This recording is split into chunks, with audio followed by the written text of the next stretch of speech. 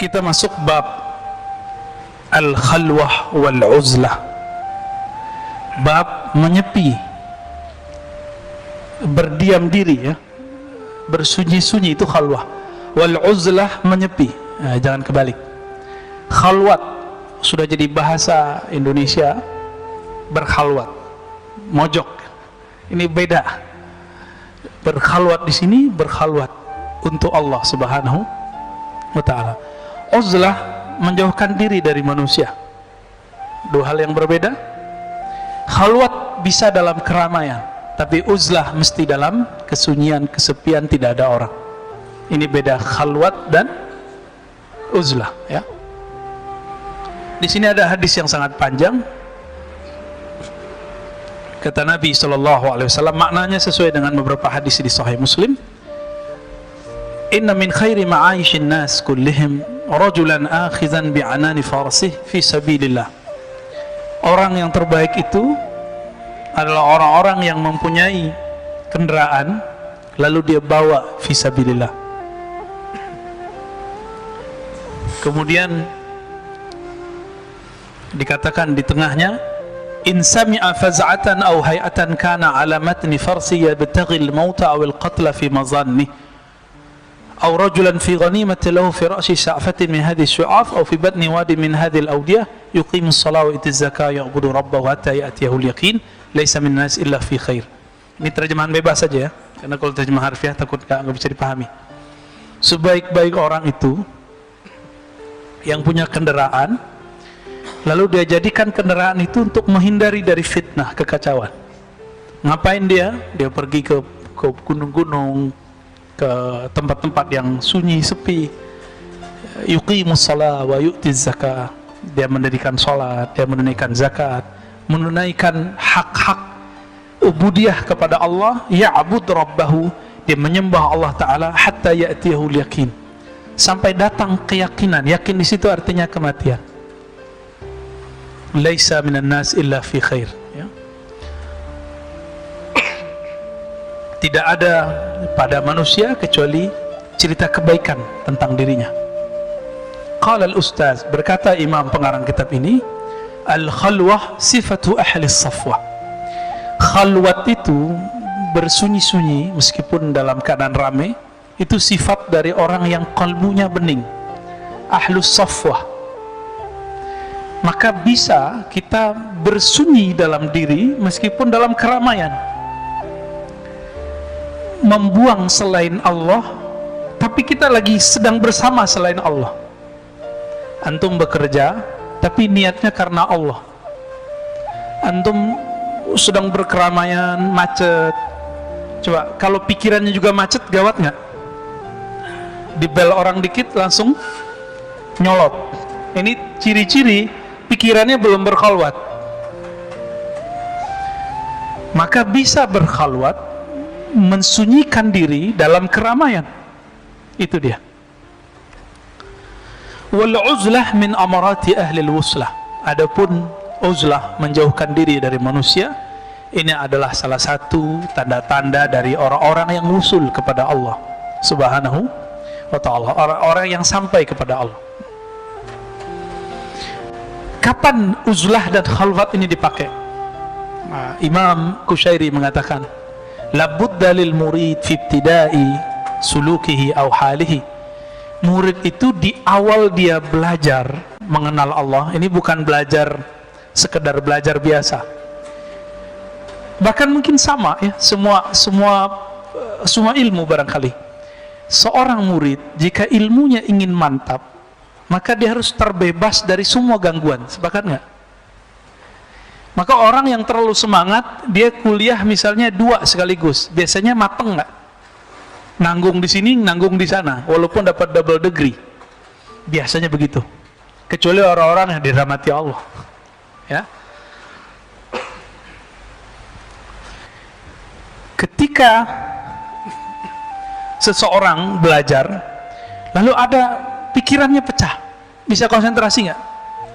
Apalagi belajar ilmu kerohanian, ilmu ma'rifatullah. Jadi minimal kalau antum nyantrinya nyantri muakkad. Jadi nyantri itu ada 2 sekarang, nyantri muqayyad muakkad, ada yang muqayyad. Muqayyad itu sudah terikat di satu institusi. Nggak mungkin di umur-umur begini udah susah ya, bener. Maka sekarang santri namanya santri muakkad, temporal, 2 jam aja, 1 jam aja, mulai maghrib sampai isya, lumayan kan. Jalannya ini yang Allah lihat. Antum itu datang ke sini kena macet, kena hujan, ini yang dilihat oleh Allah. Itu yang dilihat oleh Allah. Maka rasakan getaran-getarannya kalau kita ikhlas lagi jalan. Walaupun antum ikut ajarannya mungkin belum benar, bahkan ikut ajarannya yang kurang pas, tapi karena tulus nanti Allah bimbing, tenang aja. Jadi siapapun sekarang yang nyerempet ke ajaran-ajaran tertentu, tapi kalau dia tulus kepada Allah, sahalallahu lahu tariqan ilal jannah, Allah mudahkan jalan dia. Surga dunia itu ilmu dan zikir, nggak ada lebih. Surga dunia cuma ilmu dan zikir. Ilmu ini bikin orang lupa sama istrinya, sama suaminya, sama anaknya, sama makannya. Coba aja nanti ngaji. Kita buat kajian di Ribat, mulai dari jam 4 selesai jam 10 ngobrolnya, belum makan itu. Pas sudah selesai baru pada sendawa-sendawa semua, lupa makan. Jam 4 sampai jam 10 berapa jam tuh? 6 jam ya. Kok bisa? Itu ruhnya sedang makan. Ashabul Kahfi, kenapa mereka bisa tahan tertidur lama tapi terasa sebentar? Karena mereka tidur dengan Allah Subhanahu wa taala yang memberi nutrisi rohani kepada kalbu mereka. Ya. An-nasun niyam idza matu intabahu. Orang itu semuanya tertidur. Kalau mereka mati, kalau mereka tertidur barulah itu bangun. Ya. Baik. Jadi minimal ketika santri muakkad, nanti handphonenya nggak diaktifin ininya, deringnya, ya, datanya, gitu ya, supaya nggak terganggu. Walaupun 2 jam, 1 jam setengah, tapi dilihat oleh Allah. Kan yang Allah lihat qalbu. Ketika seseorang ingin membersihkan dirinya dari selain Allah, maka yang harus dilakukan di awal kali adalah uzlah. Tapi uzlah di zaman ini susah nggak? Susah ya, paling antum harus ke Sumatera dulu, suluk tarekat, atau ke Yai Syakur di Indramayu ya. Udah ribet hari ini mencari tempat suluk, tempat beruzlah, sudah susah. Maka yang bisa kita lakukan terutama di keramaian kota sekarang adalah al-khalwah, berkhalwat.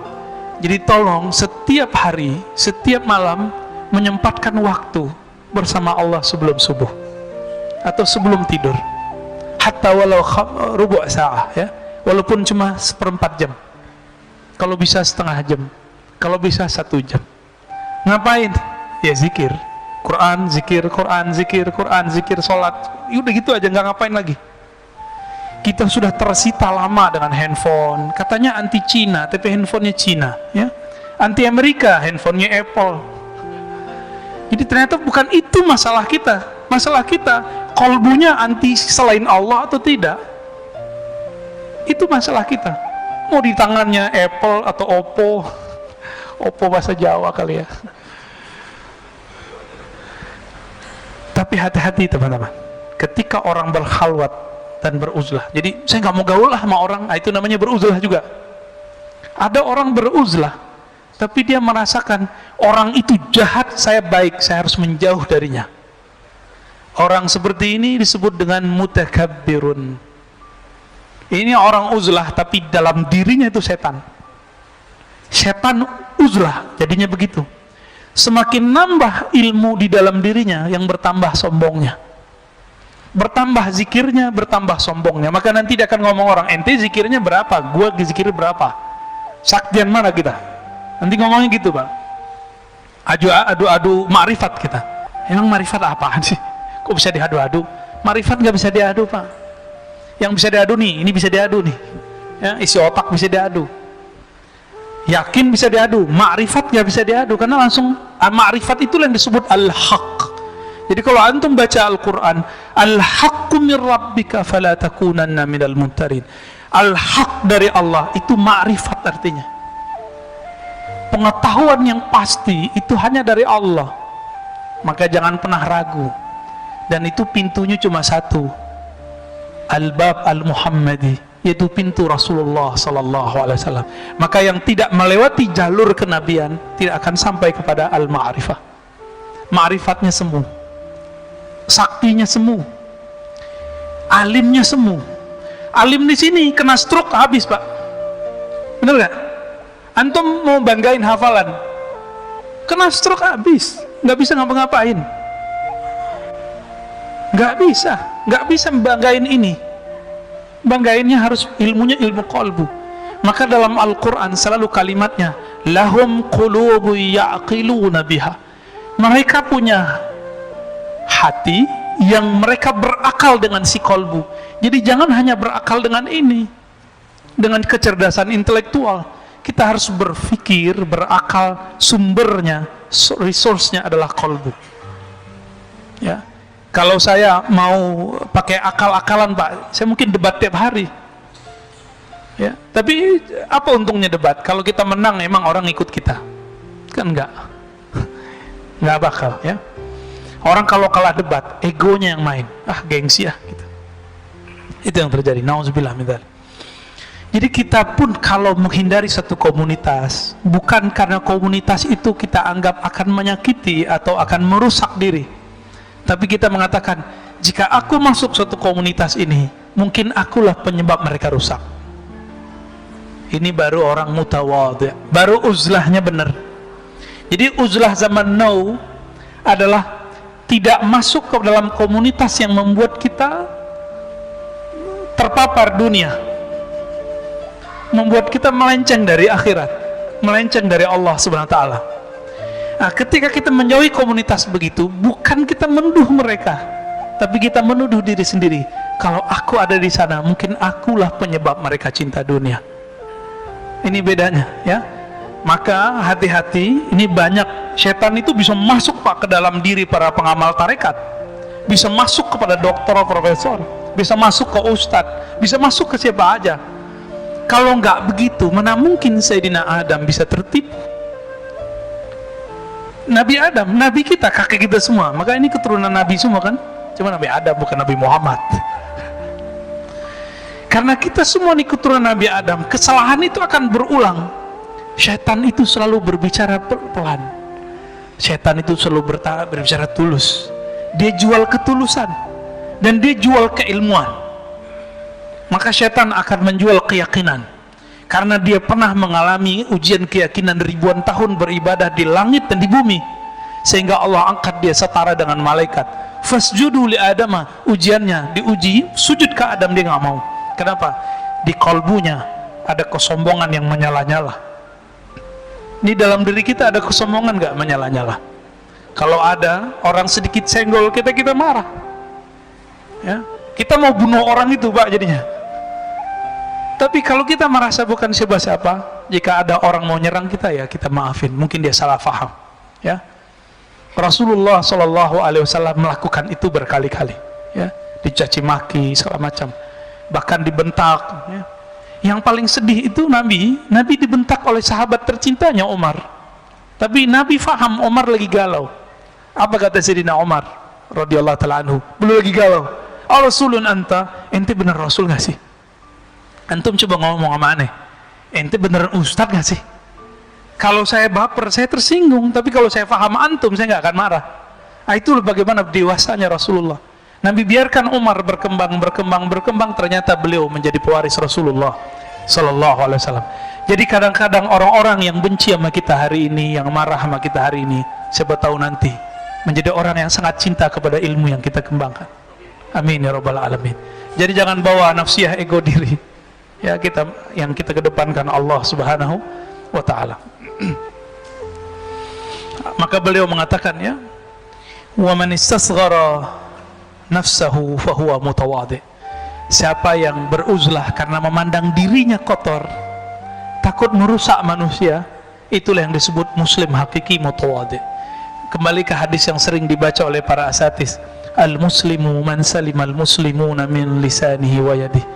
Muslim yang hakiki, yang mutawadhi, muslim yang khawatir orang lain tersinggung oleh lisannya.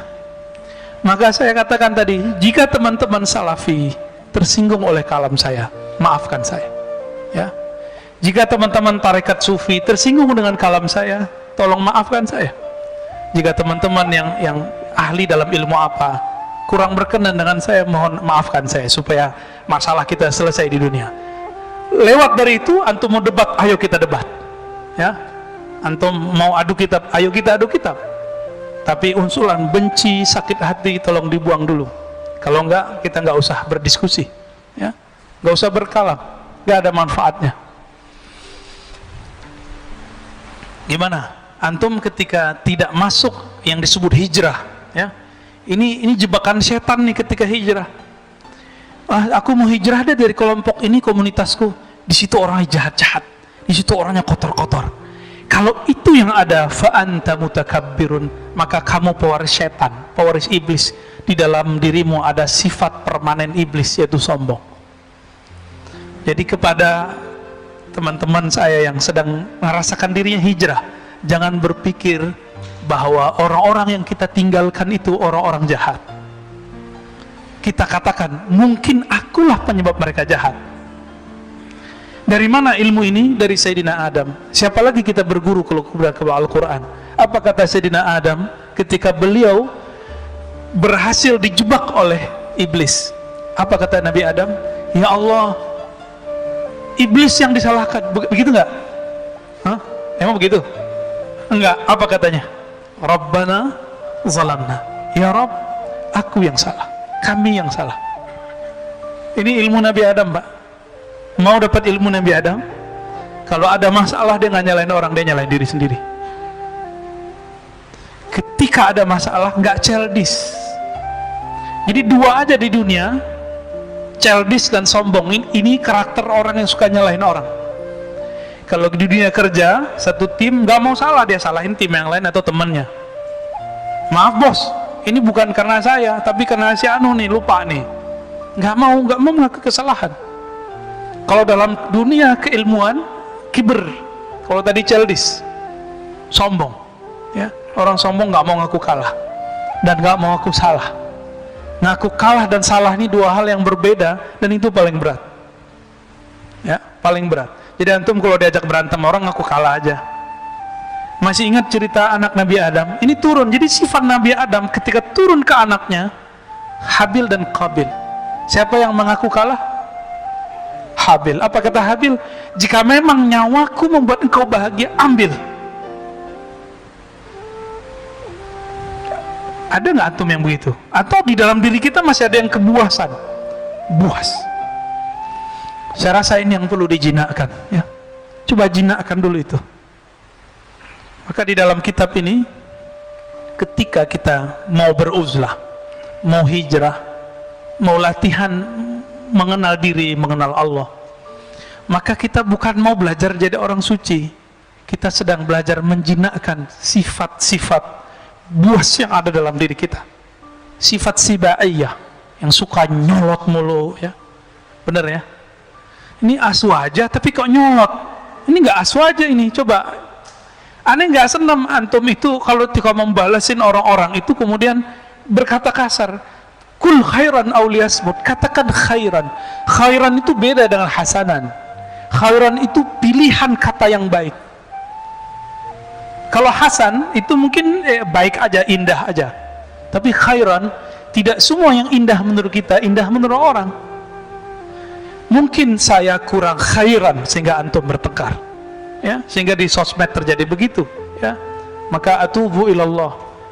Jadi malam tadi saya zikir, ya Latif, ya Latif, ya Latif, ya Latif, ya Latif, ya Allah yang Maha Latif. Ini saya berjuang untuk mengeksiskan ajaran engkau, atau saya mengeksiskan saya, mazhab saya, manhaj saya.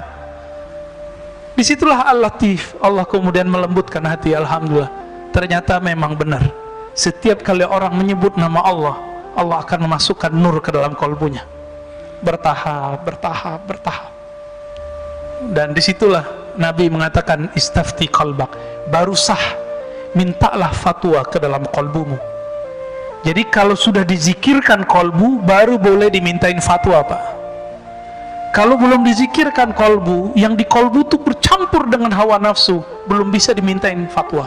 Istafti kolbaknya belum berlaku, mintalah fatwa ke dalam kolbumu. Kolbu itu wilayah terdalam kita, yang ketika dia berzikir dia akan mengalah.